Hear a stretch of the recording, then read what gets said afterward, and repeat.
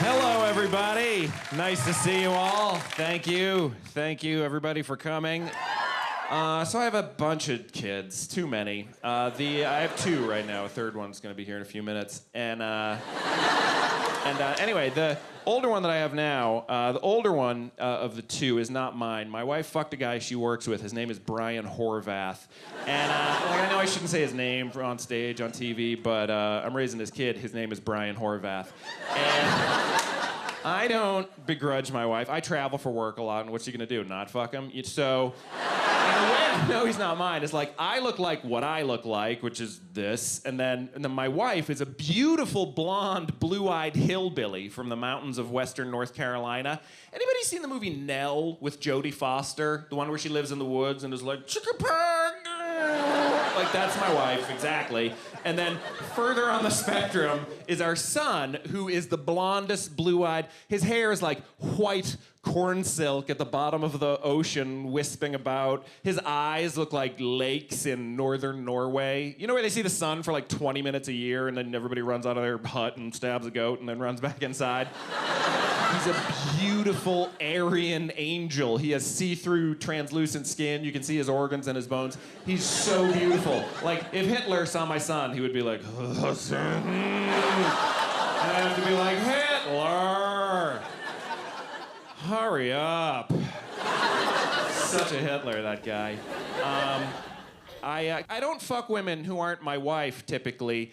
And the reason for that is just we have all these little kids that we made, and if you have little kids, you know that what they do every morning, the first thing they do is they hook an industrial strength shop Hoover up to your heart, and they suck out everything that's good about you, and then it's gone for the day. You have nothing left to offer the world, you know? And so if after that you put them to bed and then your spouse is like, I have a need or a feeling, you're like, why the fuck would I care? And then if after that I got a text message from a mistress at like 10:30 p.m., I'd be like, the kid don't even have time to take a shit in my house. So that's why I don't fuck women who aren't my wife. It's not that I don't want to, it's just like clerically, I don't know how I would manage my diary to do that. It's more of a time management thing. Not because I love her, I'm just giving you a break. I mean, I wanna fuck other women, but I wanna do it about as much as I wanna be an astronaut, you know? Like, I'm sure it would be the greatest thing in the universe, but fuck you if I'm gonna put in the elbow grease. Thank you for laughing at that. As that joke was coming down the pike in my brain, I was like, I hope they have elbow grease in England. I don't know. That's a weird expression. Glad that you've got it. I buy my groceries online right now, which is cool. It's fun.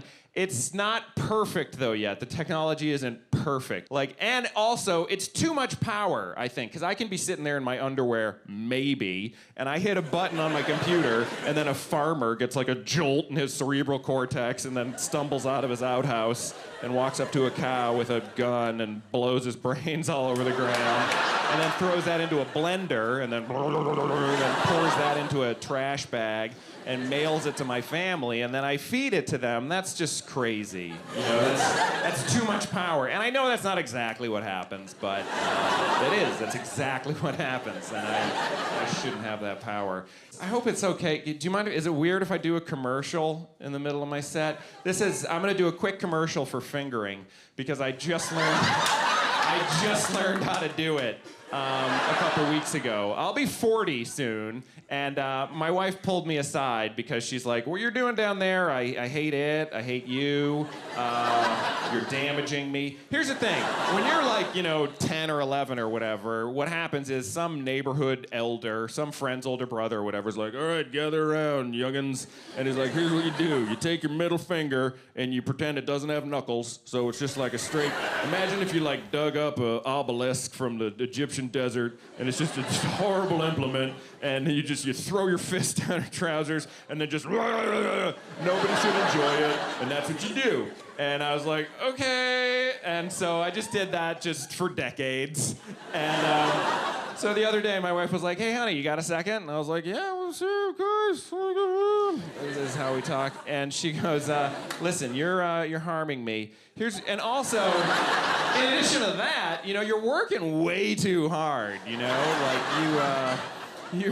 You're really going in there, first of all. And you just basically have to go into the foyer, basically. And it's more of like a kind of, you're burning no calories. It's just Sunday afternoon. I'm like, all right. And she goes, do you want to give it a shot? And I was like, okay. So I was like,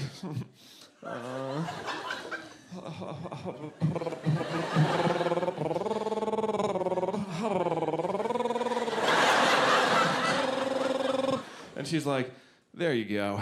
And so now I know how to do it, but I feel terrible because there's women all over New England and New York that I've damaged.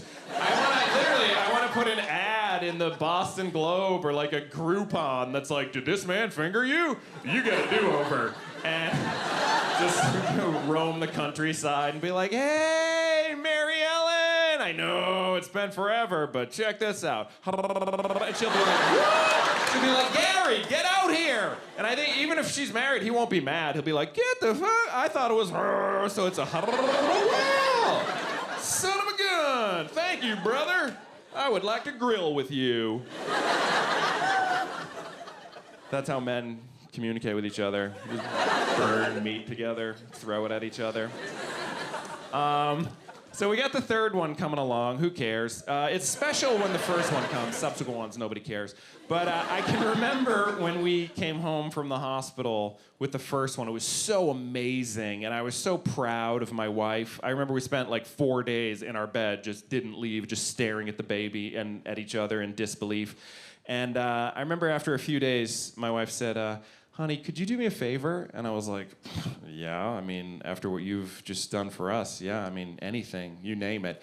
And she said, would you take a look at my vagina and tell me if it's still there? And I said, no way. No. And she goes, all right, well, listen, after you fall asleep, I'll cut your throat to the bone, and you'll probably maybe bleed out in a minute, and then I'll raise this kid on my own. And I said, you sure I can take a peek? And so I kind of worked my way down her body, and I was so nervous that I was gonna find a billowing ham blanket held together with staples and yarn. But I didn't. The vagina is amazing, and it had already gone and fused back into the little enchilada that I know and love. So I just gave it a little kiss and said, baby, I'm so proud of you. Thank you very much, ladies and gentlemen.